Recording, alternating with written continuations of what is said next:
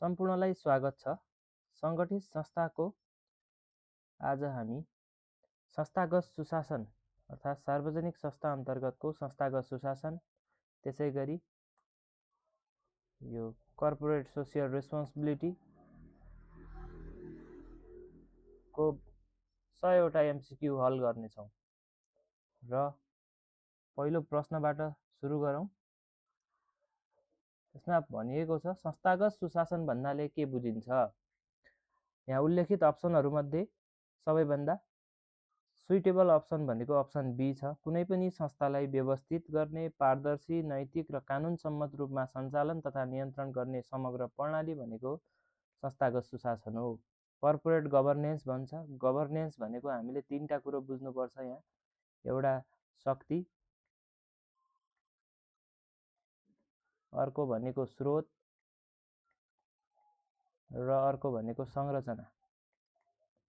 शक्ति, स्रोत र संरचनाको समग्र यो जुन रूप छ, यसको कुरा का आधारमा जुन संरचना छ, जुन शक्ति छ, जुन स्रोत छ, यिनीहरूको जुन समाहित रूपमा यिनीहरू जुन आबद्ध हुन्छन्, त्यसले चाहिँ के गर्छ, संस्थामा सुशासनको अवस्था सिर्जना गर्छ हो। त्यसैलाई संस्थामा व्यवस्थित, पारदर्शी र नैतिक कानुनको रूपमा समेत बुझ्न सकिन्छ। त्यसकारणले यो के हो, संस्थागत सुशासनको अवधारणा हो भनेर बुझ्न सकिन्छ। प्रश्न नम्बर 2, विश्वमा आधुनिक संस्थागत सुशासनको विकास महत्त्वपूर्ण मानिने यो क्याडबरी समितिको जुन गठन भएको छ, यो कुन देशमा भएको थियो भन्दा यो चाहिँ संयुक्त राज्य अधिराज्य अर्थात् बेलायतमा भएको थियो, इङ्ल्यान्डमा भएको थियो भनेर बुझ्नु पर्यो। यो सन् 1992 मा एउटा प्रतिवेदन सार्वजनिक भयो, जसका आधारमा यो चाहिँ समितिको गठन गरिएको छ। क्याडबरी समिति भन्छ। यो सुशासनका लागि चाहिँ विभिन्न यसका मापदण्डहरू तर्जुमा गर्ने र यसका सुशासनका परिपालनाको अवस्थालाई मूल्याङ्कन गर्ने आधारको रूपमा रहेको छ भनेर बुझ्नु पर्यो। यसले अनियमितता रोक्ने र सुशासन बढाउने उद्देश्यसहित यो सञ्चालित छ। प्रश्न नम्बर 3, संस्थागत सुशासनका आधारभूत स्तम्भहरू के हुन्, अथवा यसमा अकाउन्टेबिलिटी पनि हो, ट्रान्सपेरेबिलिटी पनि हो, अथवा ट्रान्सपेरेन्सी पनि हो, अर्को भनेको फेयरनेस पनि हो। त्यसो भए यहाँ कुन होइन भनेर सोधिएको छ प्रश्नमा। त्यसो भए स्वार्थ बाजिने निर्णय होइन, स्वार्थ कन्फ्लिक्ट अफ इन्ट्रेस्ट भन्छ। दुई पक्षको निर्णय यदि बाजिने खालको छ भने त्यस्तोलाई हामी संस्थागत सुशासन भन्न सक्दैनौँ। यहाँ स्वार्थ बाजिनु हुँदैन, निर्णय एकदम के हुनुपर्छ, निष्पक्ष हुनुपर्छ। ल, अब हामी प्रश्न नम्बर 4 मा जाउँ। संस्थागत सामाजिक उत्तरदायित्व CSR भन्छ। CSR अनुसार क्यारोलको पिरामिडको सबैभन्दा तल्लो र आधारभूत तह कुन हो भनेको छ। क्यारोलले जुन पिरामिड बनाउनु भएको छ, यसरी पिरामिड हो, यसको चाहिँ सबैभन्दा तल्लो तह के हो भनेर सोधिएको छ हामीलाई। सबैभन्दा तल्लो तह भनेको आर्थिक उत्तरदायित्व, इकोनोमिक रेस्पोन्सिबिलिटी हो भनेको छ। उनले प्राथमिक र आधारभूत उत्तरदायित्वको रूपमा आर्थिक उत्तरदायित्व अथवा नाफा दिगो हुनुपर्छ, नाफामूलक हुनुपर्छ भन्ने कुरालाई निर्धारण गरेका छन्। जब आर्थिक उद्देश्य प्राप्ति हुन्छ, त्यसपछि मात्रै संस्थाले आफ्ना चाहिँ सामाजिक क्रियाकलापमा पनि उनीहरू सहभागी हुन सक्छन्। संस्था सबल भयो भने त्यसपछि सामाजिक क्रियाकलापमा उनीहरू सहभागी हुन सक्छन् भन्ने मान्यता हो। प्रश्न नम्बर 5, नेपालमा सुशासन व्यवस्थापन तथा सञ्चालन ऐन कहिले जारी भएको थियो अथवा जारी भएको छ भन्दा यो 2064 सालमा जारी भएको छ। नेपालमा सुशासन र व्यवस्थापन तथा सञ्चालन ऐन 2064 सालमा जारी भएको छ। यसले सुशासन, पारदर्शिता, त्यसै गरी जवाफदेहिता, कानुनी शासनको पालनाको अवस्थालाई यसले नियमन गर्ने कार्य गर्दछ भनेर बुझ्नु पर्यो। प्रश्न नम्बर 6, सार्वजनिक संस्थानमा पारदर्शिता सुनिश्चित गर्ने सबैभन्दा प्रभावकारी माध्यम कुन हो। पारदर्शिता भनेको ट्रान्सपेरेन्ट, कसैलाई पक्षपात नगरिनु, भएको क्रियाकलाप एकदम स्वस्फूर्त रूपमा त्यसमा निष्पक्षता पनि हुनु पर्यो। पारदर्शिता भनेको, ट्रान्सपेरेन्ट भनेको त्यो क्रियाकलाप नियमसङ्गत हुनु पर्यो, प्रक्रियाबद्ध हुनु पर्यो र त्यो क्रियाकलापले कुनै पक्षलाई हित गर्ने अहित गर्ने कार्य गर्नु भएन। अर्थात् यसको सही जवाब हो बी, सूचनाको नियमित सार्वजनिकरण गर्ने, सूचना प्रकाशित गर्नु पर्यो। त्यसै गरी ओपन बिडिङ सिस्टम भन्छ, खुल्ला खरिद प्रक्रिया। त्यसै गरी नागरिक वडापत्रको कार्यान्वयन हुनु भनेको के हो भन्दा पारदर्शिताको अवस्था हो। जे छ त्यो सबैलाई डिस्क्लोजर गरिन्छ, त्यसमा ट्रान्सपेरेन्ट हुन्छ। प्रश्न नम्बर 7, नेपाल राष्ट्र ब्याङ्कले निर्देशन जारी गर्छ हो त्यो अनुसार क, ख, ग वर्गका बैङ्क तथा वित्तीय संस्थाले CSR कोषमा कति प्रतिशत रकम राख्नुपर्छ भन्दा त्यसमा 1% गर्नुपर्छ। नेट प्रफिटको, नेट प्रफिट हाम्रो जुन संस्थाले नेट प्रफिट आर्जन गर्छ त्यसको 1% चाहिँ खर्च गर्नु पर्यो CSRमा। अब यो CSRमा जुन खर्च भएको छ त्यसको चाहिँ कति पर्सेन्ट हाम्रो वित्तीय साक्षरतामा खर्च गर्नुपर्छ भनेको छ प्रश्नले। हो, यहाँनिर प्रश्नले के भन्न खोजेको हो भने जुन 1% छ त्यसको पनि कति प्रतिशत चाहिँ साक्षरतामा गर्नुपर्छ भन्दा 5% गर्नुपर्छ भनेर बुझ्नु पर्यो। यसलाई 100% मान्ने हो भने यसको 5% चाहिँ फाइनान्सियल लिट्रेसीमा प्रयोग गर्नुपर्छ। अर्थात् जति रकम हुन्छ कम्तीमा 5% पैसा केमा जानु पर्यो, साक्षरताका क्रियाकलापमा जानु पर्यो। अन्य पनि छ, शिक्षामा जान्छ, त्यसै गरी हाम्रो सामाजिक क्षेत्रमा जाला, त्यसै गरी स्वास्थ्यमा जाला हैन। यसरी छुट्याइएका क्षेत्रहरू हेर्दै गर्दाखेरि त्यसको 5% चाहिँ वित्तीय साक्षरतामा जानु पर्यो भनेर व्यवस्था गरिएको छ। संस्थागत सुशासनको सन्दर्भमा TRIAR सिद्धान्तमा आरले केलाई जनाउँछ भनेको छ। आर भनेको रुल अफ ल एन्ड रेस्पोन्सिभनेस हो भनेर बुझ्नु पर्यो। यसमा सुशासनका सिद्धान्तहरू छन्, ट्रान्सपेरेन्ट, त्यसै गरी रेस्पोन्सिबिलिटी, अनि इक्वालिटी अथवा इफेक्टिभनेस, अकाउन्टेबिलिटी, इक्विटी, यो कुराहरू हुँदै गर्दाखेरि यो आरले चाहिँ के कुरालाई जनाउँछ भन्दा आरले रुल अफ ल एन्ड रेस्पोन्सिभनेसलाई जनाउँछ भनेर बुझ्नु पर्यो। प्रश्न नम्बर 9, नेपालमा औद्योगिक व्यवसाय ऐन 2076 जुन जारी भएको छ यसले वार्षिक कति भन्दा बढी कारोबार गर्ने मुनाफाले CSRको 1% खर्च गर्नुपर्छ भनेको छ। अब हाम्रो CSRमा 1% खर्च गर्ने भनेर भनेको छ। यो हाम्रो कुन ऐनले भन्यो भन्दा औद्योगिक व्यवसाय ऐन 2076 भन्ने छ, यसले भन्यो। यसैको आधारमा नेपाल राष्ट्र ब्याङ्कले बैङ्क तथा वित्तीय संस्थालाई पनि यसै नियमनभित्र राख्छ र 1% राख्न लगाउँछ। तथापि यो ऐनले चाहिँ पुँजी कति हुनुपर्छ त अथवा वार्षिक कति कारोबार हुनुपर्छ त्यस्ता उद्योगले मात्र CSRमा 1% राख्न म्यान्डेटरी गरिएको छ भन्दा वार्षिक कारोबार 15 करोड रुपियाँभन्दा बढी हुने संस्थाले के गर्नुपर्छ, CSRमा 1% खर्च गर्नुपर्छ। कर्पोरेट सोसियल रेस्पोन्सिबिलिटी भन्छ, समाजमा उसले आफ्ना क्रियाकलाप सम्पन्न गरे बापत, उसले नाफा कमाए बापत, सेवा सञ्चालन गरे बापत समाजप्रति उसको दायित्व रहन्छ। त्यसको भरपूर पूर्ति गर्नका लागि चाहिँ 1% खर्च गरिनु पर्दछ भन्ने ऐनको उद्देश्य हो। अब प्रश्न नम्बर 10, संस्थागत सुशासनमा स्वार्थको द्वन्द्व भन्नाले के बुझिन्छ? स्वार्थको द्वन्द्व भनेको दुईवटा पक्षबीच आपसी वैचारिक भिन्नता, मतभेद हुनु, उनीहरूले चाहेको हित ठ्याक्कै अपोजिट भइदिने अवस्था हो।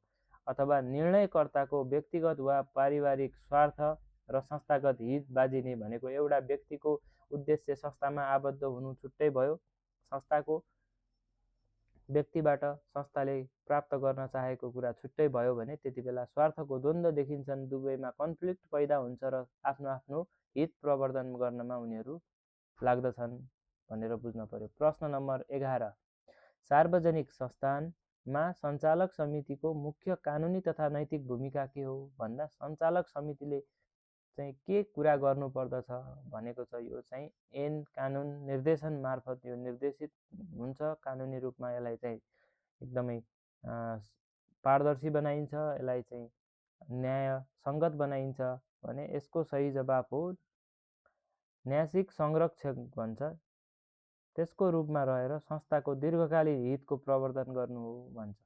अब सञ्चालक समितिले संस्थाको कहिल्यै पनि दीर्घकालीन अस्तित्वलाई ध्यान दिनुपर्छ, अल्पकालीन होइन। यसले के कुरालाई ध्यान दिनु पर्यो? दीर्घकालीन भनेको संस्थाको हित प्रवर्धन गर्नुपर्छ, संस्थाको दैनिक प्रशासनिक क्रियाकलापमा कुनै पनि किसिमको हस्तक्षेप गर्नु हुँदैन, संस्थाको दीर्घकालीन अस्तित्व जोगिने गरी, संस्थाको दीर्घकालीन हित गर्ने गरी, त्यसै गरी बाह्य क्षेत्रसँग समन्वय गर्नु पर्यो भने त्यस्तो अवस्थामा पनि सञ्चालक समितिले आफ्नो भूमिका निर्वाह गर्नुपर्छ। नैतिक भूमिका नै यही हो, अथवा कानुनले दिएको उसलाई अधिकार, उसले गर्नुपर्ने दायित्वको सम्बन्धमा पनि यही व्यवस्था छ भनेर बुझ्नु पर्यो।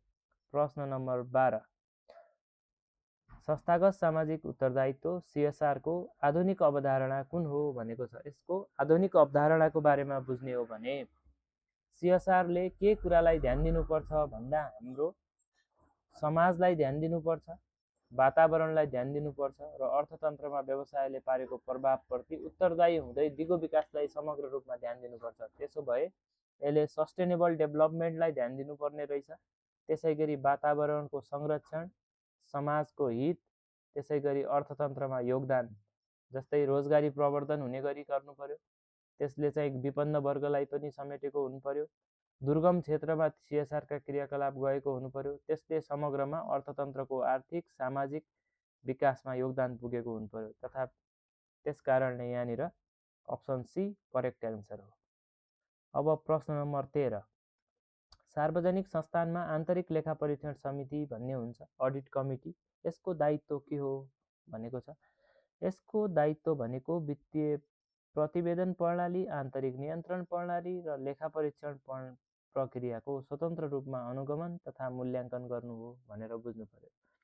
अडिट कमिटीले जुन अडिट डिपार्टमेन्ट हुन्छ संस्थामा, अडिट डिपार्टमेन्ट हो, यो डिपार्टमेन्टले के गर्छ भन्दा यो डिपार्टमेन्टले त्यो संस्थाको अडिटिङ क्रियाकलाप गर्छ। सेन्सस मार्फत आन्तरिक रूपमा अडिट गर्ने गर्छ, जसले संस्थामा भएका देखिएका कैफियतहरू, गल्ती तथा कमजोरीहरू सच्याउने कार्य गर्छ र यो अडिट कमिटी मार्फत हुँदै सञ्चालक समितिमा जान्छ। हो, यो समितिले के गर्छ भन्दा त्यसको पारदर्शिता, आन्तरिक नियन्त्रण प्रणालीको अवस्था, सुशासनको अवस्था, लेखा प्रक्रियाको अनुगमन गर्ने कार्य गर्दछ भनेर बुझ्नु पर्यो। प्रश्न नम्बर 14, OECD भन्ने छ, सरी OECD भनेको organisation for economic cooperation and development भन्छ। यो एउटा अन्तर्राष्ट्रिय संस्था हो जसले सुशासनलाई आफ्नो मुख्य क्रियाकलाप अथवा यसले मापदण्डहरू निर्धारण गर्छ। यो एउटा अन्तर्राष्ट्रिय संस्था हो भनेर बुझ्नु पर्यो। हो, यसले आफ्ना सिद्धान्तमा कुन कुरालाई चाहिँ राखेको छैन भन्दा यहाँ चारवटा अप्सनमा हेर्ने हो भने एकाधिकार गरेर बजारमा चाहिँ के गर्ने भन्दा मोनोपोली क्रिएट गर्ने, मोनोपोलीको अवस्था चाहिँ क्रिएट हुनु हुँदैन भन्ने उसको सैद्धान्तिक मार्गदर्शन हो भनेर बुझ्नु पर्यो। प्रश्न नम्बर 15, नेपालमा सूचनाको हक सम्बन्धी ऐन कहिले जारी भयो भन्दा यो सूचनाको हक सम्बन्धी ऐन 2064 भन्ने छ। सूचनाको हक सम्बन्धी ऐन, सबैलाई सूचनामा समान चाहिँ सहभागिता हुनु पर्यो, उनीहरूले आफूले आफ्नो अधिकारको रूपमा सूचनालाई प्राप्त गर्न पाउनु पर्यो, खुला र पारदर्शी हुनु पर्यो भन्ने उद्देश्यले सूचनाको हक सम्बन्धी ऐन जारी गरिएको छ।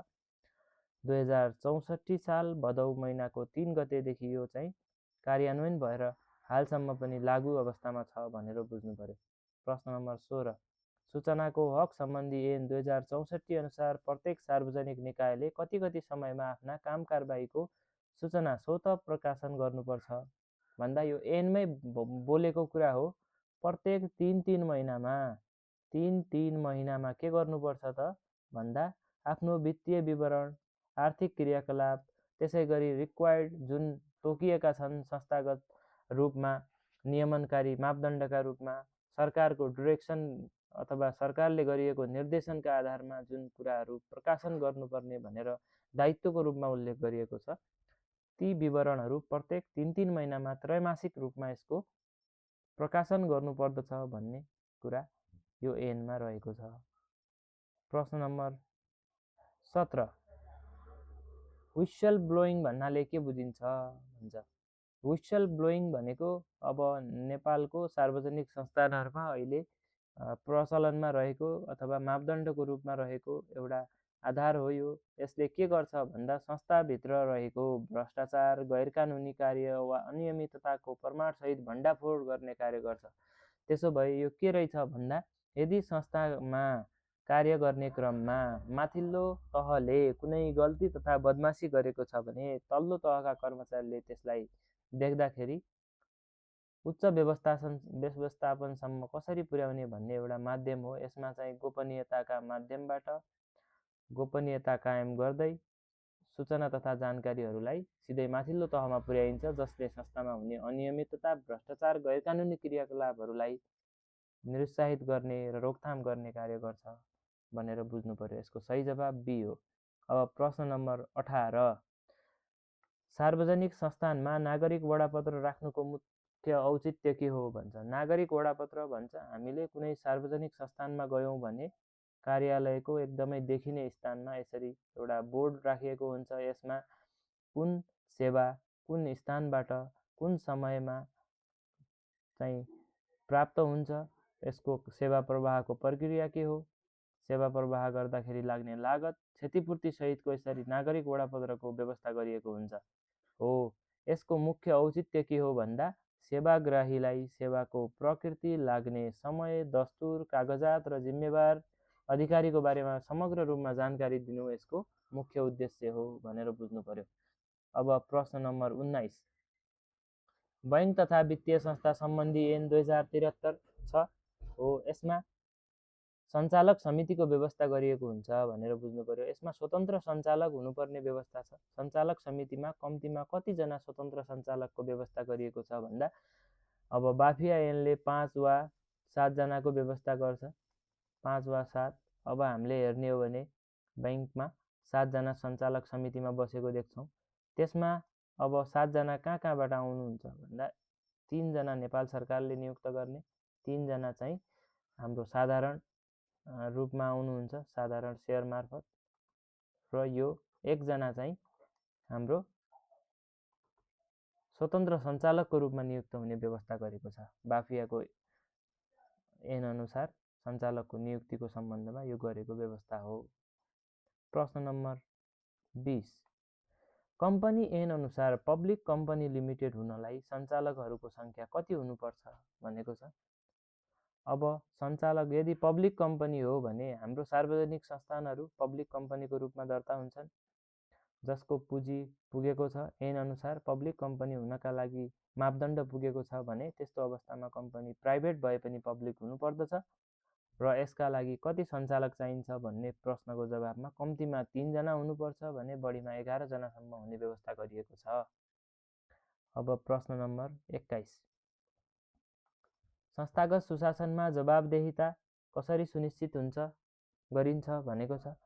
जवाबदेहिता भनेको माथिल्लो निकायले दिएको जिम्मेवारी कार्य चाहिँ कति प्राप्त गर्न सफल भइयो, आफूले प्राप्त गरेको कार्य, आफूले गर्नुपर्ने दायित्वप्रति कति उत्तरदायी हुन सकियो, कति जिम्मेवारीपूर्वक त्यसको सम्पन्न गर्न सकियो भन्ने कुराको जवाफ दिने, अर्थात् मापदण्ड अनुसार हामीले एक्चुअललाई कम्पेयर गर्ने भन्छ। एक्चुअल पर्फर्मेन्स, एक्चुअल भर्सेस के बुझ्नु पर्यो, स्ट्यान्डर्ड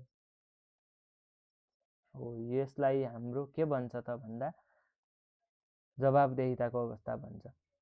अधिकार र दायित्व स्पष्ट रूपमा तोकेर कार्य सम्पादनको आधारमा मूल्याङ्कन तथा परीक्षण गरेर हाम्रो जवाबदेहिताको सुनिश्चितता गर्न सकिन्छ।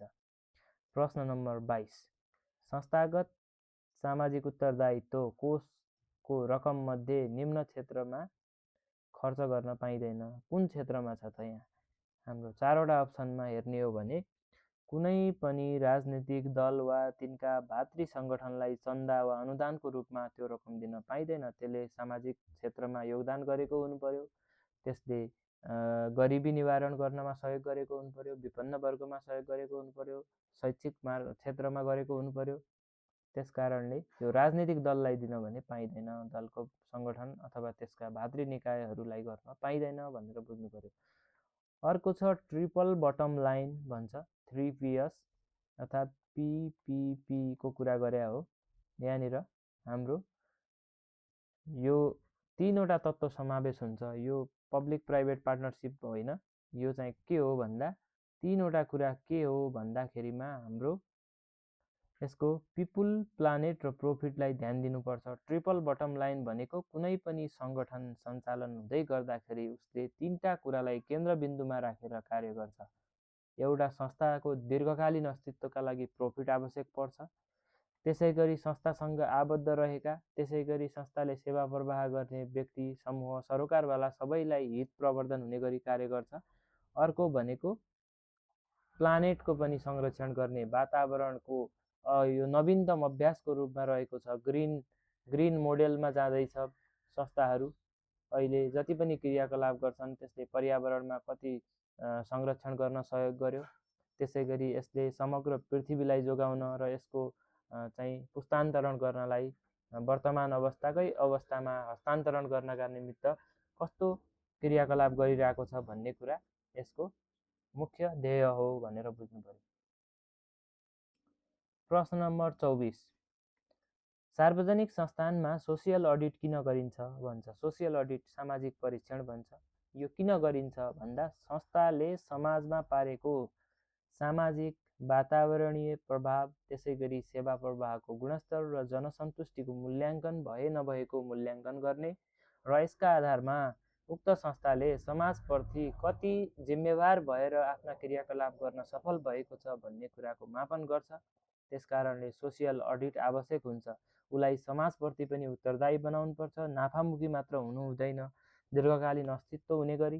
त्यसैगरी संस्थाको हित सँगसँगै यसले गर्नुपर्ने सामाजिक दायित्व पनि पुरा गरेको छ छैन भन्ने कुराको मापन गर्नका लागि सोसियल अडिट गरिन्छ। प्रश्न नम्बर 25, संस्थागत सुशासनको उल्लङ्घन हुँदा संस्थामा कस्तो जोखिम सिर्जना हुन्छ भनेको छ। संस्थागत सुशासन यदि उल्लङ्घन हुने हो भने संस्थामा जोखिम अभियसली आउँछ नै, किनभने संस्थाको हितभन्दा पनि व्यक्तिगत स्वार्थमा क्रियाकलापहरू हुन्छन्। भ्रष्टाचार, गैरकानुनी क्रियाकलापहरू चाहिँ बढेर जान्छ। त्यसो भए यसको सही जवाब हो ए, साख र प्रतिष्ठा ह्रास हुन्छ। त्यसैगरी कानुनी कारबाही र वित्तीय सङ्कटको अवस्था पैदा हुन्छ भनेर बुझ्नु पर्यो। प्रश्न नम्बर 26, सार्वजनिक संस्थानमा सार्वजनिक सुनवाई भन्छ। पब्लिक हियरिङ गर्नुको मुख्य उद्देश्य के हो? पब्लिक हियरिङ गर्नुको मुख्य उद्देश्य भनेको यसको सही जवाब हो अप्सन बी, सेवाग्राही तथा स्थानीय सरोकारवालाहरूलाई संस्थाको कार्य सम्पादन, बजेट र सेवाको बारेमा जानकारी प्रदान गरेर प्रत्यक्ष रूपमा पृष्ठपोषण लिने कार्य गरिन्छ। भनेको हामीले प्रवाह गरिरहेका सेवाले समाजमा कस्तो प्रभाव पारेको छ त्यसलाई थप सुधार गर्नुपर्ने छ भने फिडब्याकका माध्यमबाट त्यसका गुनासाहरूलाई सम्बोधन गर्ने र आफ्ना क्रियाकलापहरूलाई थप सुधार गर्दै निरन्तर सुधार मार्फत थप ग्राहक मैत्री, समाज मैत्री र आवश्यकतामा आधारित बनाउने यसको मुख्य उद्देश्य हो भनेर बुझ्नु पर्यो। प्रश्न नम्बर 27, सुशासन, व्यवस्थापन तथा सञ्चालन ऐन 2064 अनुसार गुनासो व्यवस्थापनका लागि प्रत्येक कार्यालयमा के को व्यवस्था हुनुपर्छ भनेको छ। अब गुनासो व्यवस्थापन गर्नका लागि ओभियसली गुनासो सुन्ने अधिकारी र उजुरी पेटिकाको व्यवस्था हुनुपर्छ। त्यसैगरी हेल्प डेस्कको पनि व्यवस्था हुनसक्छ। हेल्प डेस्क भन्छ, सहयोग कक्ष, यसको पनि व्यवस्था गर्न सकिन्छ। उजुरी पेटिका भयो, यो भयो। त्यसैगरी वेबसाइट, त्यसैगरी चाहिँ एपमा पनि गुनासो चाहिँ राख्ने ठाउँ हुनु पर्यो। त्यसैगरी टोल फ्री नम्बर, हटलाइन नम्बरहरूको व्यवस्था गर्न सकिन्छ भनेर बुझ्नु पर्यो। त्यसैगरी प्रश्न नम्बर 28, सञ्चालक समितिमा कार्यकारी सञ्चालक, एक्जिक्युटिभ डिरेक्टर र गैर कार्यकारी सञ्चालक, नन एक्जिक्युटिभ डिरेक्टरको भिन्नता के हो भनेको छ।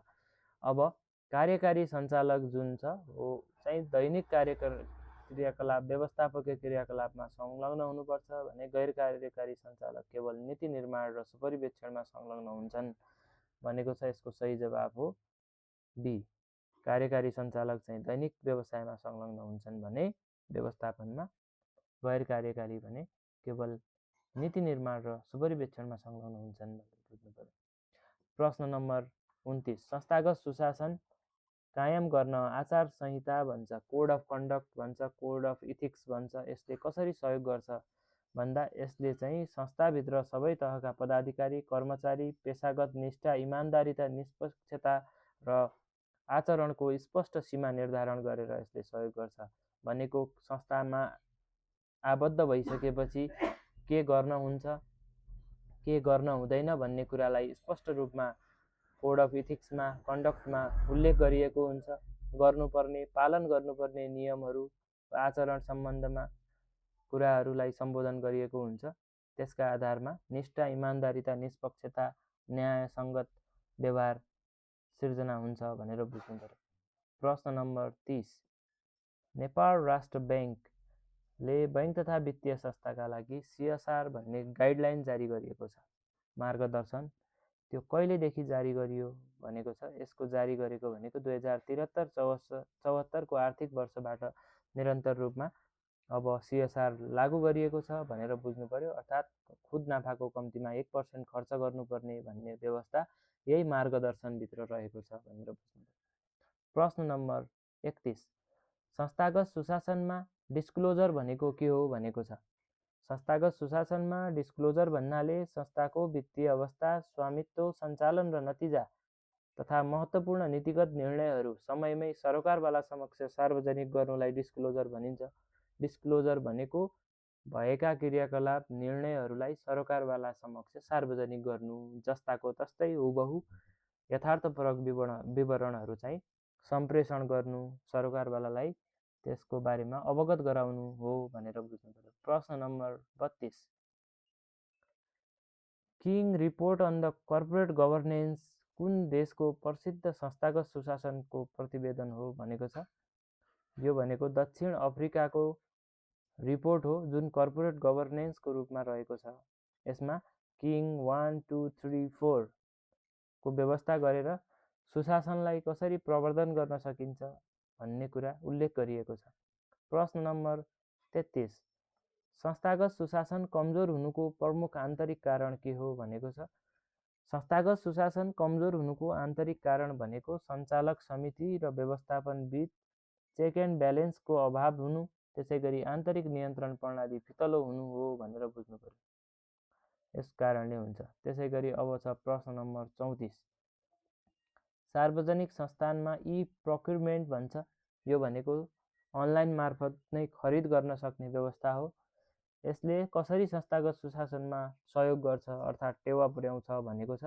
यसले टेन्डर प्रक्रियामा हुन सक्ने कार्टेलिङ, काउन्सिलिङका कुराहरूलाई, कोलुजनका कुराहरूलाई आपसी रूपमा गर्न सकिने चाहिँ मूल्य निर्धारणका कुरा, दुई पक्षले मिलेर गर्न सक्ने प्राइसको रूपमा गर्न सक्ने चाहिँ आपसी कोल्याबोरेसनको कुरालाई कन्ट्रोल गर्नलाई सहयोग गर्छ र यसले सुशासन प्रवर्धन गर्छ। त्यसैले यसको सही जवाब हो। प्रश्न नम्बर 35, कर्पोरेट गभर्नेन्स अर्थात् के बुझ्नु पर्यो भन्दा CSR अन्तर्गत हाम्रो इन्भाइरोमेन्टल सस्टेनेबिलिटीमा कुन कार्य पर्दछ भनेको छ। वातावरणको दिगोपना भन्ने कुरा नवीकरणीय ऊर्जाले गर्छ, त्यसैगरी वृक्षारोपणले गर्छ। ऊर्जा बचत, कार्बन उत्सर्जनका जस्ता क्रियाकलापहरूले, यसका नियन्त्रण गर्ने क्रियाकलापहरूले चाहिँ वातावरणको दिगोपनालाई प्रवर्धन गर्छ भन्नु पर्यो। त्यसैगरी प्रश्न नम्बर 36, संस्थागत सुशासनमा न्यायिक उत्तरदायित्व अन्तर्गत सञ्चालकहरूले पालन गर्नुपर्ने मुख्य दुई सिद्धान्तहरू कुन हुन् भनेको छ। यो दुईटा सिद्धान्त भनेको ड्युटी अफ केयर र ड्युटी अफ लोयल्टी अर्थात् सतर्कताको सिद्धान्त र निष्ठाको सिद्धान्त अथवा निष्ठाको कर्तव्य हो। यो दुईटा कर्तव्य हो, सतर्कता र निष्ठा हो भनेर बुझ्नु पर्यो। अब प्रश्न नम्बर 37, नेपालमा महालेखा परीक्षकको कार्यालयले सार्वजनिक संस्थानको लेखा परीक्षण गर्दा कुन पक्षलाई हेर्छ भनेको छ। निमिका प्रऔ भन्छ। निमिका प्रऔ, नियमितता, त्यसैगरी मितव्ययिता, कार्यदक्षता, प्रभावकारिता र औचित्यता भनेर यसरी हामी 5वटा छन्। 5 E's पनि भन्छ यसलाई, है त। अब प्रश्न नम्बर 38, संस्थागत सुशासनको सन्दर्भमा सर्बेन्ज अक्सेल एन भनेको छ। यो कुन देशमा जारी गरिएको हो भनेको छ। यो भनेको संयुक्त राज्य अमेरिका USA मा जारी गरिएको ऐन हो। यो सुशासनको सन्दर्भमा जारी गरिएको ऐन यसले चाहिँ सुशासनका मापदण्डहरूलाई, वित्तीय घोटाला, आर्थिक अनियमितता जस्ता क्रियाकलापहरूलाई नियन्त्रण गर्ने र वित्तीय रूपमा शुद्धता प्रदान गर्ने कार्य गर्दछ भनेर बुझ्नु पर्यो। प्रश्न नम्बर 39, सार्वजनिक संस्थानहरूमा संस्थागत सुशासन कायम गर्न कार्य सम्पादन सम्झौता भन्छ, पर्फर्मेन्स एग्रिमेन्ट गरिन्छ। यसको भूमिका के हो, किन यो गर्नुपर्छ भन्दा यो गर्नुको भनेको मुख्य उद्देश्य भनेको नेतृत्वलाई लक्ष्यहरू निर्धारण गरिदिने, सूचनाहरू जानकारीहरू दिने, त्यसै गरी अधिकार पनि दिएर उत्तरदायी र जवाबदेही बनाउने यसको मुख्य उद्देश्य रहेको हुन्छ। तपाईले गर्नुपर्ने कार्य यो हो, यसका लागि आवश्यक पर्ने अधिकार र जिम्मेवारी यो छ भनेर वितरण गरिन्छ र त्यसका आधारमा जवाबदेही बनाउने, उत्तरदायी बनाउने कार्य गरिन्छ। प्रश्न नम्बर 40, नेपालमा सूचनाको हक सम्बन्धी ऐन 2064 अनुसार सूचना माग गरेको कति समयभित्र सूचना उपलब्ध गराउनुपर्छ भनेको छ। यो ऐन अनुसार ऐनमा हामीले हेर्छौँ भने त्यहाँ सूचनाको माग भएको कि तुरुन्तै दिनुपर्छ वा बढीमा 15 दिन भनेको छ। यदि कुनै चाहिँ ज्यान सम्बन्धी सूचना हो भने त्यसले अप्ठ्यारो पार्ने खालका सूचना हुन्, हिंसाजन्य छन् भने त्यसलाई तुरुन्त जानकारी दिनुपर्छ र यदि सामान्य प्रकृतिको छ भने बढीमा 15 दिनभित्रमा त्यसको सूचनाको जानकारी उपलब्ध गराइसक्नुपर्छ भनेको छ। अब प्रश्न नम्बर 41, संस्थागत सुशासनमा अल्पसंख्यक शेयरधनीहरूको संरक्षण, प्रोटेक्सन अफ माइनोरिटी शेयरहोल्डर किन चाहिन्छ भनेको छ। यो भनेको बहुसंख्यक शेयरधनी र व्यवस्थापकहरूले उनीहरूको अधिकार र पुँजीको अनुचित दमन वा दुरुपयोग नगरून् भन्ने उद्देश्यका लागि गरिएको हो। अल्पसंख्यकको पनि संरक्षण गरिनुपर्दछ भन्ने मान्यता राखेको छ, अर्थात् कमजोर भएको पक्षलाई पनि सम्बोधन गर्ने गरी उनीहरूका मागको सम्बोधन हुने गरी संरक्षण गरिनुपर्छ, माइनोरिटी शेयरहोल्डरलाई पनि समावेश गरिनुपर्छ भन्ने कुरा उल्लेख गरेको छ। प्रश्न नम्बर 42, संस्थागत सामाजिक उत्तरदायित्व CSRलाई व्यावसायिक रणनीतिसँग जोड्ने अवधारणालाई के भनिन्छ भनेको छ।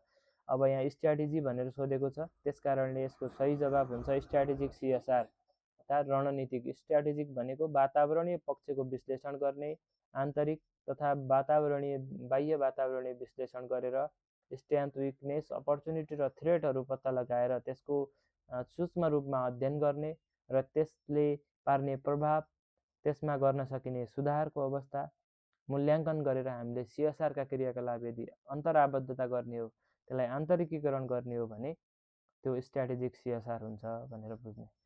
प्रश्न नम्बर 43, नेपालमा सार्वजनिक निकायहरूमा सूचना अधिकारी इन्फर्मेसन अफिसरको व्यवस्था कुन कानुनले गरेको छ भनेको छ। यो इन्फर्मेसन अफिसर सार्वजनिक संस्थानमा हुनै पर्छ भन्ने व्यवस्था छ।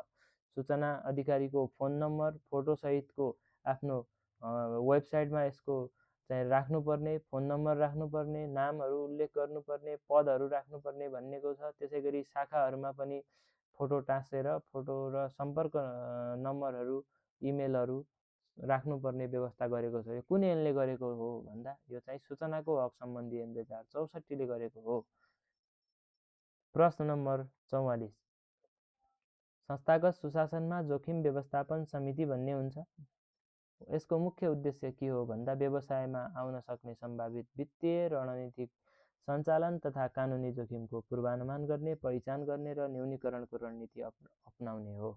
अर्थात् व्यवसायमा आउन सक्ने सम्भावित वित्तीय, रणनीतिक, त्यसै गरी सञ्चालन जन्य जोखिमहरूलाई पहिले पहिचान गर्ने, त्यसको सम्बोधन गर्ने, त्यसलाई न्यूनीकरणका उपायहरू अवलम्बन गर्ने हो भनेर बुझ्ने।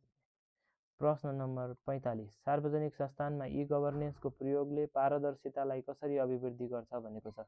पारदर्शिता कसरी बढ्छ भन्दा यो डिजिटल प्रणाली मार्फत के हुन्छ भन्दा सेवाहरू प्रवाह हुन्छ र कसले कुन समयमा सेवा पायो, सेवा पाउँदाखेरि लागेको लागत, समय, क्वालिटीको अवस्था सबै कुरा डिजिटल प्रणालीमा अन्तराबद्ध रहन्छ। त्यसै गरी यसमा बिचौलिया र ढिलासुस्तीको अवस्था पनि रहँदैन। त्यसकारणले योले पारदर्शिता बढाउँछ भनेर बुझौँ। प्रश्न नम्बर 46 मा CSRमा हरित ब्याङ्किङको अवधारणाले केलाई जोड दिन्छ भनेको छ। हरित ब्याङ्किङले हामीले अघि पनि बुझ्यौँ, ग्रिनको कुरा गरेका थिए। त्यसमा पर्यावरण मैत्री, नवीकरणीय ऊर्जा, वातावरणलाई असर कम पर्ने परियोजनामा कर्जा प्रवाहित गर्ने र डिजिटल सेवा प्रदान गर्ने पेपरलेस, फेसलेस, कन्ट्याक्टलेसको कुरा गर्छ। त्यसै गरी ग्रिनले हाम्रो ट्रिपल बटम लाइनको कुरा गर्छ। हामीले अघि 3P को बारेमा पढ्यौँ, पिपुल, प्लानेट र अर्को प्रोफिटको कुरा गर्छ भनेको थियौँ हो। त्यसै गरी ग्रिनले के कुरा गर्छ भन्दा दिगोको रूपमा दिगो विकासको कुरालाई सम्बोधन गर्ने, त्यसै गरी वातावरण, पर्यावरण र नवीकरणीय ऊर्जालाई यसमा आबद्ध गर्ने कुरा गर्छ। त्यसो भए प्रश्न नम्बर 47 मा भनेको छ हामीलाई सुशासन सूचक अर्थात् गभर्नेन्स सूचक जुन छ त्यो मापन गर्दाखेरि कुन कुरालाई हेरिँदैन भनेको छ। यसमा हाम्रो सञ्चालक समितिको व्यक्तिगत सम्पत्तिको विलासिताको अवस्था के छ, उनीहरूले के प्रयोग गरेका छन्, के छ उनीहरूसँग सम्पत्ति, त्यो कुरालाई खासै ध्यान दिइँदैन भन्ने कुरा हो। अब प्रश्न नम्बर 48, संस्थागत सुशासनमा सञ्चालक समितिको मूल्याङ्कन बोर्ड इभ्यालुएसन किन आवश्यक छ भनेको छ। यो समितिको समग्र प्रभावकारिता, सञ्चालकको योगदान र संस्थागत लक्ष्य प्राप्तिको समीक्षा गरेर सुधार गर्नका निमित्त बोर्डको मूल्याङ्कन गरिन्छ भनेर बुझ्नु पर्यो। प्रश्न नम्बर 49, नेपालमा भ्रष्टाचार नियन्त्रण गरेर सार्वजनिक संस्थानमा सुशासन प्रवर्धन गर्ने सर्वोच्च संवैधानिक निकाय कुन हो भनेको छ। यो भ्रष्टाचार नियन्त्रण गर्नका लागि, सुशासन बढाउनका लागि अख्तियार दुरुपयोग अनुसन्धान आयोगको व्यवस्था गरिएको छ। संविधानले यसको व्यवस्था गरेको छ। त्यसै गरी CSRमा सरोकारवाला सिद्धान्त भनेको छ स्टेक होल्डर्स थ्योरी। यो कसले प्रतिपादन गरेका हुन् भनेको छ, यो चाहिँ एडवर्ड फ्रिडम्यानले गरेका हुन् भनेर बुझ्नु पर्यो। एडवर्ड फ्रिडम्यानले गरेका हुन्। प्रश्न नम्बर 51, सेयर धनी सर्वोच्चता सिद्धान्त सेयर होल्डर्स प्राइमेसी थ्योरी भनेको छ। यसका मुख्य प्रवक्ता को हुन्, अर्थात् यसमा जसले के कुरालाई सम्बोधन गरेका छन् भन्दा व्यवसायको एउटा मात्र सामाजिक उत्तरदायित्व नाफा बढाउनु हो भनेका थिए। यो पुरानो कन्सेप्ट हो। यो भन्ने व्यक्ति भनेको मिल्टन फ्रिडम्यान नै हुन् भनेर बुझ्नु पर्यो। यिनले नोबेल पुरस्कार समेत जितेका थिए। त्यसै गरी प्रश्न नम्बर 52, नेपालमा सुशासन ऐन 2064 छ हो। यसमा सार्वजनिक पद धारण गरेकाले निर्णय गर्दा कुन कुरालाई आधारको रूपमा लिन्छन् भनेको छ। यसमा कानुनले दिएको अधिकार, स्पष्ट आधार र कारणको औचित्यको कुरालाई ध्यान दिनुपर्छ भन्नु पर्यो। अर्को प्रश्न, संस्थागत सुशासनमा स्वच्छताको सिद्धान्त क्लिन ह्यान्ड्स डक्ट्रिन भन्छ, स्वच्छ हातको सिद्धान्त भन्छ। यो कुराले चाहिँ के कुरालाई जोड दिन्छ भन्दा यो हातको कुरा भन्दाखेरि यहाँ हात जुन छ त्यसलाई भन्दा पनि यसले स्वच्छ हातको भनेको छ। यो भनेको न्याय सुविधा माग गर्ने व्यक्ति आफैले नैतिक रूपमा स्वच्छ हुनुपर्छ। जसले न्याय माग गर्ने हो, जसले न्याय दिने हो, उनीहरू आफैमा न्यायिक रूपमा चाहिँ के हुनुपर्छ, स्वच्छ हुनुपर्छ, इमान्दार हुनुपर्छ, कुनै पनि गैरकानुनी क्रियाकलापमा संलग्न भएको हुनु हुँदैन भनेर बुझ्नु पर्यो। त्यसै गरी अर्को प्रश्न छ, नेपालमा सार्वजनिक खरिद प्रणालीमा गरिने पारदर्शिता र सुशासन कायम गर्ने कुन निकाय क्रियाशील छ भनेको छ। यसमा चाहिँ सार्वजनिक खरिद अनुगमन आयोग रहेको छ भनेर बुझ्नु पर्यो। प्रश्न नम्बर 55, संस्थागत सामाजिक उत्तरदायित्वमा कज रिलेटेड मार्केटिङ भनेको छ। यो भनेको के हो भने कुनै पनि वस्तु तथा सेवाको बिक्रीबाट प्राप्त आम्दानीको निश्चित अंश सामाजिक र मानवीय कार्यमा प्रयोग गरिनुपर्दछ, सहयोग गरिनुपर्दछ र सहकार्य गर्नुपर्छ भन्ने अवधारणा हो। मानव कसैले सामानको बिक्री गर्छ, त्यसमा 10 रुपियाँ नाफा हुन्छ भने त्यसको 10% चाहिँ म सामाजिक क्षेत्रमा यो खर्च गर्छु भन्ने कन्सेप्ट हो। सार्वजनिक संस्थानमा इन्टरनल कन्ट्रोल सिस्टमको प्रभावकारिताका लागि कुन तत्त्व चाहिँदैन भनेको छ। यसमा चाहिँ अप्सन सी, सबै निर्णयमा एकैजना अधिकृतको स्वविवेक चाहिने अवस्था रहँदैन। अर्थात् सबैको सहकार्य हुनुपर्छ, कार्य विभाजन हुनुपर्छ, अधिकार प्रत्यायोजन हुनुपर्छ र टिममा कार्य हुनुपर्छ भनेर बुझ्नु पर्यो।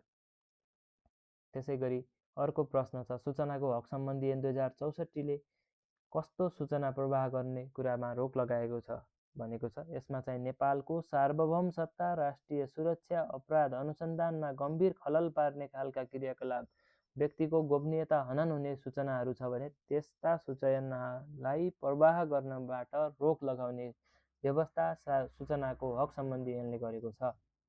त्यसै गरी अर्को प्रश्न छ, संस्थागत सुशासनमा कार्यकारी क्षतिपूर्ति भन्छ। यो निर्धारण गर्दा के कुरालाई ध्यान दिनुपर्छ भन्दा संस्थाको वित्तीय अवस्थालाई ध्यान दिनु पर्यो। यो त हामीले कार्यकारी क्षतिपूर्तिको रूपमा रकमको भुक्तानी गर्नुपर्ने हुन्छ होला, त्यसका लागि आर्थिक अवस्था हेर्नु पर्यो। त्यसै गरी पर्फर्मेन्स, पे फर पर्फर्मेन्स भन्छ, कति कार्य सम्पादन गर्यो, नतिजा छ, त्यसको अवस्थामा मूल्याङ्कन गरेर भुक्तानी गरिनुपर्छ भन्ने कुरा हो। प्रश्न नम्बर 59, नेपालको संविधानको कुन धारामा सूचनाको हकलाई मौलिक हकको रूपमा व्यवस्था गरेको छ भन्दा यसको धारा 27। धारा 27मा प्रत्येक नागरिकले आफ्नो वा सार्वजनिक सरोकारका कुनै पनि विषयमा सूचना माग्ने हक हुनेछ भनेको छ। प्रश्न नम्बर 60, सार्वजनिक रूपमा हाम्रो संस्थागत सामाजिक उत्तरदायित्व जुन छ त्यसमा कर्पोरेट नागरिकताको अवधारणा भनेको संस्थालाई समाजको एउटा जिम्मेवार सदस्यको रूपमा हेर्ने र सामाजिक, आर्थिक र वातावरणीय अधिकार एवं कर्तव्यको पालना गर्नु उसको दायित्व हो भनेर बुझ्नु पर्यो। प्रश्न नम्बर 61, सार्वजनिक संस्थानमा सञ्चालक समिति गठन गर्दा विविधता अर्थात् बोर्ड डाइभर्सिटी हुनुको फाइदा के हो भन्दा यसले के गर्छ भन्दा विभिन्न पक्ष, पृष्ठभूमि, लैङ्गिक रूपमा समावेशी ज्ञान र अनुभवका कारणले निर्णयलाई थप गुणस्तरीय, पारदर्शी, निष्पक्ष, सन्तुलित बनाउन सहयोग गर्छ। प्रश्न नम्बर 62, संस्थागत सुशासनमा सहमतिका आधारमा निर्णय भन्नाले के बुझिन्छ भनेको छ। यो भनेको विभिन्न सरोकारवालाहरूको फरक दृष्टिकोण, साझा हित पहिचान गरेर व्यापक सहमतिका आधारमा निर्णयमा पुग्नु हो। अर्को प्रश्न, औद्योगिक व्यवसाय विनियमावली अनुसार CSR कोषको रकम कुन क्षेत्रमा खर्च गर्न सकिने व्यवस्था गरेको छ भन्दा यहाँ उल्लेख भएका अप्सनहरूमध्ये अप्सन ए प्राकृतिक विपद व्यवस्थापन, स्वास्थ्य, त्यसै गरी सामुदायिक विकास आयोजनामा गरिनुपर्छ। त्यसै गरी CSR को रकम शिक्षा, स्वास्थ्य, वातावरण, विपद व्यवस्थापन र स्थानीय समुदायको जीवनस्तर सुधारका निमित्त दिगो आयोजनामा मात्रै खर्च गर्ने अनुमति प्रावधान गरिएको छ भनेर बुझ्नु पर्यो। त्यसै गरी सार्वजनिक संस्थानमा लेखा परीक्षण बेरुजु भन्छ, त्यो भनेको के हो अथवा त्यो बढ्नाले के सङ्केत गर्छ भनेको छ संस्थामा सुशासनको अवस्था कमजोर छ, त्यसै गरी अनुशासन, वित्तीय अनुशासनको पालना गर्ने अवस्था कमजोर छ भन्नु। बेरुजु भनेको फर्च्यौड नभएको रकम अर्थात् जुन शीर्षकमा खर्च गरिनु पर्थ्यो त्यो शीर्षकमा नहुनु, भएको खर्चको फर्च्यौड नहुनु, त्यसको हिसाब मिलान नहुने अवस्था हो, प्रमाण नपुग्ने अवस्था हो। अर्को प्रश्न, संस्थागत सुशासनको सन्दर्भमा GRI भन्छ, ग्लोबल रिपोर्टिङ इनिसिएटिभ को प्रयोग केका लागि गरिन्छ भनेको छ। यसको प्रयोग गरिनु मुख्य कारण भनेको संस्थाको दिगोपना प्रतिवेदन, सस्टेनेबिलिटी रिपोर्टिङ र CSR कोमा कार्यमा विश्वव्यापी मापदण्ड अनुसार मापन र यसको डिस्क्लोजर गर्नु हो भनेर बुझ्नु पर्यो।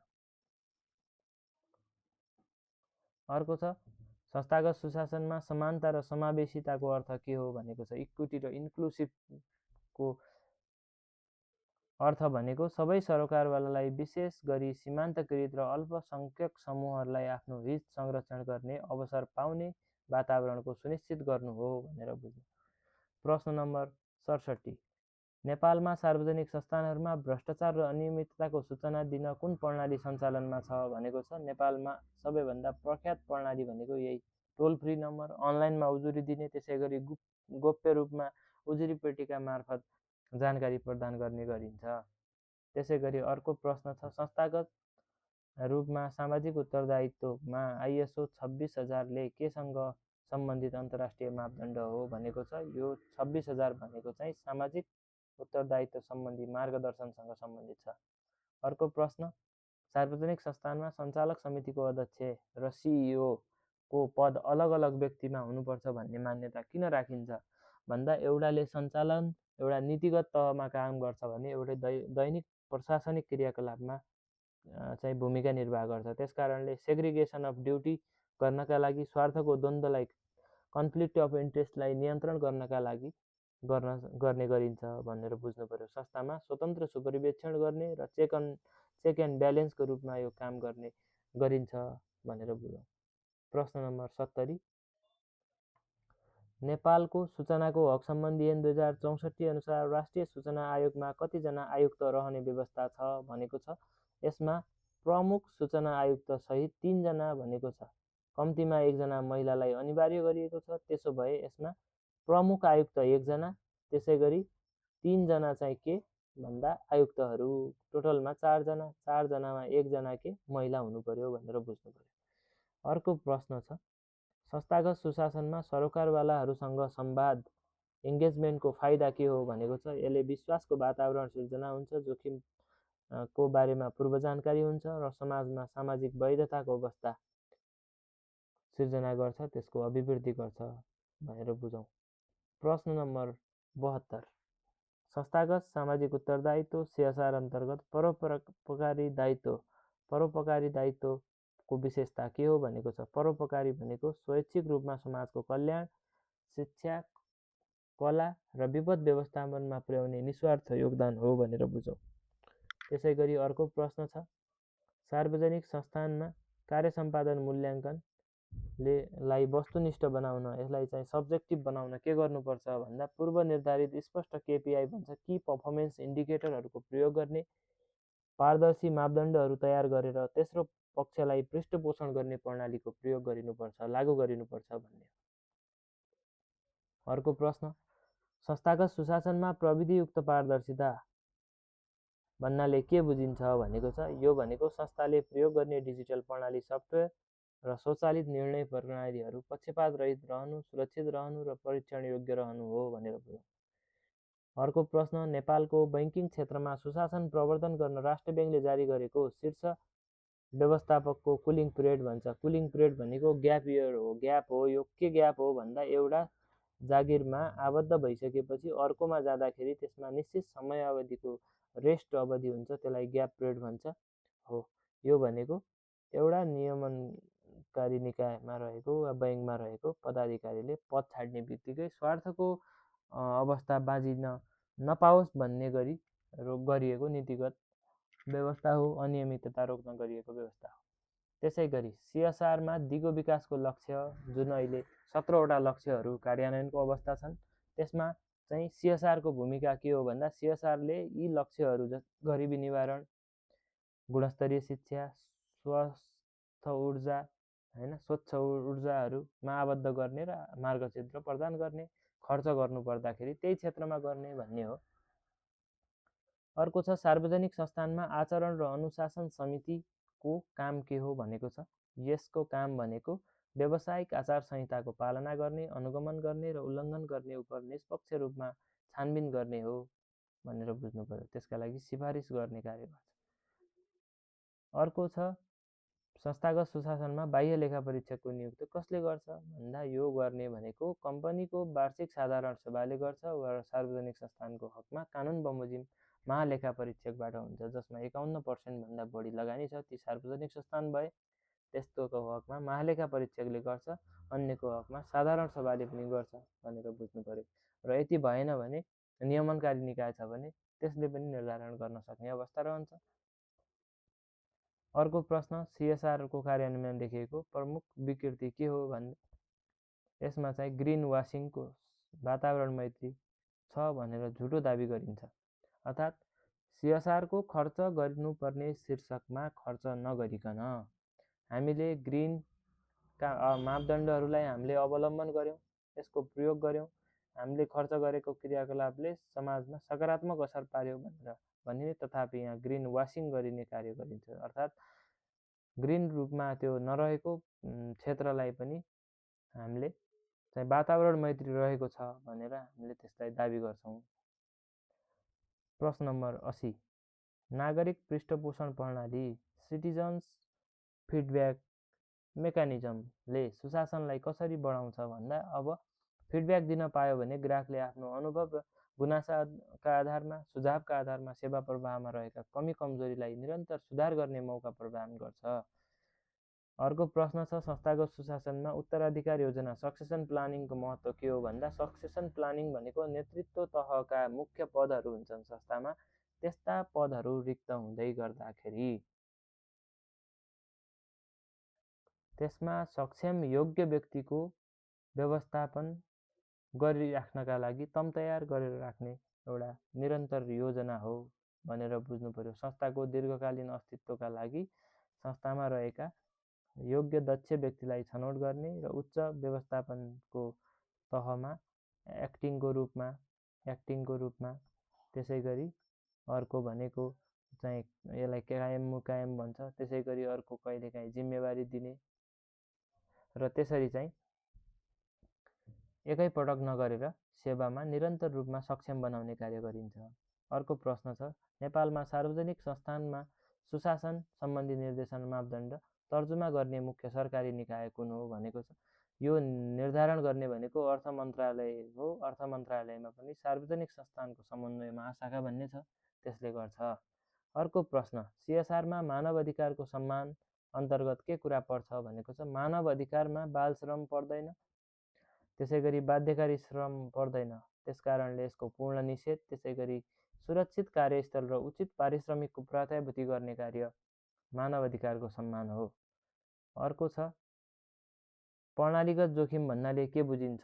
प्रणालीगत जोखिम भनेको एउटा ठूलो संस्था वा वित्तीय निकाय असफलले गर्दा समग्र अर्थतन्त्र वा बजार प्रणालीमा नै पर्ने धराशायीको अवस्था जोखिम हो।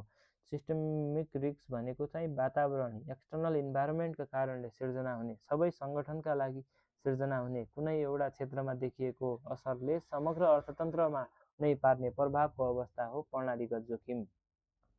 प्रश्न नम्बर 85, नेपालमा सार्वजनिक संस्थानहरूको वार्षिक प्रगति विवरण र सुशासनको अवस्था देखाएको कुन प्रतिवेदन मार्फत जनता र संसद र जनता समक्ष ल्याइन्छ भनेको छ। यो येल्लो बुक भन्ने छ, जुन चाहिँ अर्थ मन्त्रालयले जारी गर्छ। सार्वजनिक संस्थानको वार्षिक स्थिति समीक्षाको बारेमा यसमा उल्लेख गरिएको हुन्छ। कतिवटा सार्वजनिक संस्थान छन् नाफामा, घाटामा, बन्द रहेका, रुग्ण अवस्थामा रहेका र सबैभन्दा धेरै नोक्सानीमा रहेको, सञ्चालनको अवस्था के छ, मुख्य कारणहरू के छन्, अवस्था गर्न सकिने सुधार लगायतका विवरणहरू समावेश हुन्छन्। अर्को प्रश्न छ, संस्थागत सुशासनमा सूचना प्रविधिको सुरक्षा नीति आइटी सेक्युरिटी पोलिसी किन आवश्यक छ भनेको छ। यसमा ग्राहकको व्यक्तिगत तथ्याङ्क र वित्तीय अभिलेखहरूलाई राख्ने, साइबर सुरक्षामा चाहिँ सुनिश्चितता गर्ने कार्य गर्दछ भनेर बुझ्नुपर्छ। अर्को प्रश्न छ, सीएसआरमा वित्तीय साक्षरता प्रवर्धन गर्दा समाजलाई के फाइदा हुन्छ भनेको छ। यसको सही जवाफ हो, विपन्न वर्ग तथा नागरिकलाई बचत गर्ने बानी बढ्छ, त्यसै गरी डिजिटल प्रणालीको प्रयोग गरेर उद्यमशीलताको विकास गर्नमा सहयोग गर्छ भन्नुपर्छ। अर्को छ, सुशासन सम्बन्धी ऐन 2064 अनुसार सार्वजनिक चासोको विषयमा निर्णय गर्दाखेरि कसको परामर्श लिन सकिने व्यवस्था छ भनेको छ। यसमा परामर्श लिँदाखेरि सम्बन्धित विषयका विज्ञ वा सरकारवाला त्यसै गरी नागरिक समूहको हाम्रो राय लिन सकिन्छ भन्ने व्यवस्था। अर्को छ, संस्थागत सुशासनमा ट्रेड युनियन र व्यवस्थापन बीचको सम्बन्ध कस्तो हुनुपर्छ भनेको छ। यसमा चाहिँ दुईटै पक्षको बीचमा सौहार्दपूर्ण सम्बन्ध हुनुपर्छ, द्विपक्षीय संवाद हुनुपर्छ, कोलेक्टिभ बार्गेनिङ गर्ने अवस्था हुनुपर्छ, वार्ता र सम्झौता गर्ने क्षमता हुनुपर्छ र लक्ष्य हासिल गर्ने, कामदारको हकहितको संरक्षण गर्ने, उत्पादकत्व बढाउने द्विपक्षीय संवाद र सहयोगात्मक अवस्था रहनुपर्दछ भने। अर्को छ, सीएसआरमा बजेट खर्च गर्दा नतिजामूलक अनुगमन आउटकम मोनिटरिङ किन आवश्यक छ भनेको छ। यो भनेको छुट्याइएको रकम लक्षित रूपमा कति त्यो प्राप्ति भयो, वास्तविक र दिगो परिवर्तन ल्यायो कि ल्याएन जीवनस्तरमा भनेर मूल्याङ्कन गरिनुपर्छ। अर्को प्रश्न छ, संस्थागत सुशासनमा अन्तर्राष्ट्रिय वित्तीय प्रतिवेदनमा आइएफआरएस, त्यसको आधारमा जारी गरिएको एनएफआरएस त्यो लागू गर्दा के हुन्छ भनेको छ। वित्तीय विवरणहरू पारदर्शी, तुलनायोग्य, भरपर्दो र उच्च गुणस्तरका हुन्छन् भनेर बुझ्नु पर्यो। अकाउन्टिङको सिस्टम हो, त्यो मापदण्ड हो, लेखाङ्कनको विधि हो। संस्थागत सुशासनको सम्बन्धमा सीएसआरमा स्थानीय प्राथमिकतालाई किन जोड दिइन्छ भन्दा, स्थानीय तहमा यदि प्राथमिकता जोड दिने हो भने उद्योग सञ्चालन भएको वरपर समाजमा रहेको त्यसको प्रभावित भएका क्षेत्रले त्यसको आवश्यकताको सम्बोधन गरून्, उनीहरूले त्यसका अवसरहरूलाई प्राप्त गर्न सकुन् भन्ने हो। अर्को प्रश्न छ, सार्वजनिक संस्थानमा ढिलासुस्ती र प्रक्रियागत झन्झट हटाउन सुशासनले कस्तो उपाय अवलम्बन गर्नु पर्ला भन्दा, यो कार्यविधिलाई सरलीकरण गर्ने, त्यसै गरी अधिकार प्रत्यायोजन गर्ने, नागरिकको सेवा अनलाइन प्रणालीमा ल्याउने, र अटोमेसन गर्ने कुरालाई जोड दिने भनेर बुझ्नु पर्यो। स्ट्यान्डर्ड अपरेटिङ प्रोसिड्युरको व्यवस्था गर्नुपर्छ। र अर्को छ संस्थागत सुशासनमा निष्पक्षताको सिद्धान्तले केलाई प्रत्याभूत गर्दछ? निष्पक्षताको सिद्धान्तले सबै शेयरधनी कर्मचारी ग्राहक आपूर्तिकर्तासँग समान न्यायपूर्ण र सौहार्दपूर्ण व्यवहारको कुरालाई जोड दिन्छ। त्यसै गरी सीएसआर कोषको लेखा परीक्षण अडिट अफ सीएसआर फन्ड कसले गर्दछ भनेको छ यसको संस्थाको वैधानिक रूपमा बाह्य लेखा परीक्षण र महालेखा परीक्षणले गर्दछ भनेर बुझ्नु पर्यो। अर्को प्रश्न छ संस्थागत सुशासनमा सञ्चालकहरूको क्षमता विकास किन आवश्यक छ भनेको छ यसले के गर्छ भन्दा बदलिदो वातावरणमा भएका जोखिमहरू बजार जोखिम नयाँ कानुनका प्रविधिका रणनीतिक व्यवस्थापनका जोखिमहरूलाई अध्यावधिक गरेर त्यसलाई चाहिँ निर्णय लिने योग्य बनाउने कार्य गर्छ भनेर बुझ्नु पर्यो। अर्को प्रश्न छ सार्वजनिक संस्थानमा सम्पत्ति विवरण पेश गर्ने प्रोपर्टी डिस्क्लोजरको उद्देश्य के हो भन्दा सार्वजनिक पदमा रहेका व्यक्तिको गैरकानुनी सम्पत्ति यदि आर्जन गर्नुपर्ने अथवा गरेको छ भने त्यसलाई नियन्त्रण गर्ने र गर्न सक्ने सम्भावना देखिने अवस्थालाई पहिले नै सुसूचित गर्न लगाउने र त्यसमा आएको परिवर्तनलाई मापन गर्नलाई सजिलो होस् भन्ने उद्देश्यले गरिन्छ। प्रश्न नम्बर 98 सीएसआरमा कर्मचारी स्वयंसेवा भन्नाले के बुझिन्छ? इम्प्लोइ भोलेन्टियरिङ भनेको के हो भन्दा संस्थामा कर्मचारीहरूले आफ्नो सिप समय सामाजिक श्रम वातावरण र समाजको सेवामा स्वेच्छाले योगदान पुर्याउनु हो। अर्को छ सुशासनमा कमजोर भएको संस्थागत सुशासन कमजोर भएको सार्वजनिक संस्थानमा देखिने लक्षण के हो भनेको छ यो भनेको राजनैतिक हस्तक्षेप बढी हुन्छ, बारम्बार नेतृत्व परिवर्तन हुन्छ, उच्च बेरोजगारी हुन्छ, वित्तीय घाटा र कमजोर हुन्छ, विश्वास घटेर जान्छ भनेर बुझ्नु पर्यो। र अन्तिम प्रश्न समग्रमा सार्वजनिक संस्थानहरूमा संस्थागत सुशासन पारदर्शिता र सीएसआरको सफल कार्यान्वयनबाट हुने अन्तिम नतिजा के हो भनेको छ यसको अल्टिमेट रिजल्ट भनेको दिगो विकास हुन्छ, संस्थाको उत्तरदायी सेवा प्रवाह हुन्छ, उच्च व्यावसायिक साख हुन्छ र राष्ट्रिय अन्तर्राष्ट्रिय रूपमा आर्थिक समृद्धि र त्यसको लक्ष्य प्राप्ति हुन्छ भनेर बुझ्नु पर्यो। अर्थात् सेवा पारदर्शी हुन्छ, जनतामुखी हुन्छ, युजर ओरिएन्टेड हुन्छ, त्यसै गरी सरकारवालाको हित प्रवर्धन गर्छ, न्याय गर्छ, निष्पक्षता पारदर्शिता जवाफदेहितालाई यसले अभिवृद्धि गर्दछ र संस्थाको मुनाफालाई पनि यसले ध्यान दिन्छ भन्ने कुरा बुझ्नु पर्यो। ल आजको हाम्रो यो सीएसआर र कर्पोरेट गभर्नेन्ससँगको टपिकको बारेमा हामीले बुझ्यौँ र यस्तै एमसीक्यू त्यसै गरी पीडीएफ नोटको लागि हामीलाई तपाईहरु मेल गर्न सक्नुहुन्छ। त्यसै गरी हामीलाई कमेन्ट बक्समा आफ्नो सुझावहरू दिन सक्नुहुन्छ र यस्तै भिडियो लिएर फेरि पनि आउनेछौँ। गुरुकुल शिक्षालाई सब्स्क्राइब गर्नुहोला है त। धन्यवाद।